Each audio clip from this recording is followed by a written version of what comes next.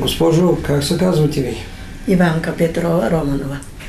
Преглеждах ги преди колко време? На 25 март. Как? Значи преди няколко месеца, 2-3 месеца. Да. Как се чувствахте тогава? Много зле бях.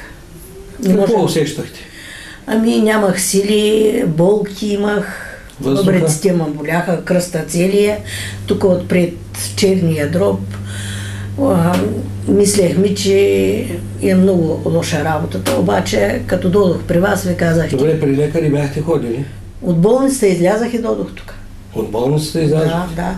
Болницата помощ? Безнадежно ме изписаха и ме пратиха в Русия да отида при някакъв специалист да докажат дали действително грешат или не. Добре, дойдохте при мен. Дойдох при вас и казахте, че злъчката ми е пригъната, черния ми дроб. Увеличен? Да.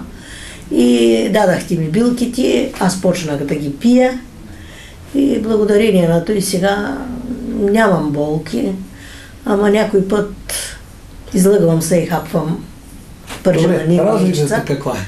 Добра е. Много съм доволна от това нещо. Изкарахте камъни от злъчката? Изкарах. Видяхте ги? Да. Доста камъни изкарахте? Ами смятай, че всеки ден излизаха камъни. Всеки ден излизаха? Всеки ден. Добре, трябва да имате повече сили, повече енергия. Имам. Из градината си ходя, мога да слизам вече на центъра да изляза, да си пазарувам. А преди това нямах сила до туалетна да отида. Толкова бяхте зле? Да. Добре, значи билките помагат. Помагат. Много ви благодаря, госпожо.